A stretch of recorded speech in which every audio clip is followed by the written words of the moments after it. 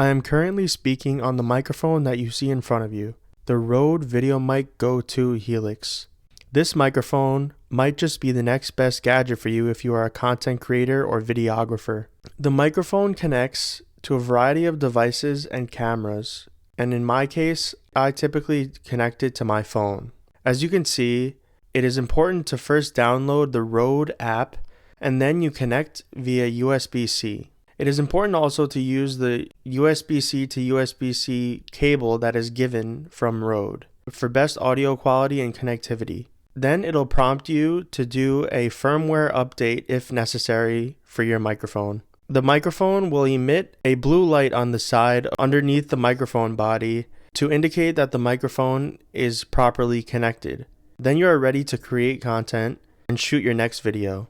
Based on the audio that I've gotten so far, it has been crisp and clear. Thank you for watching.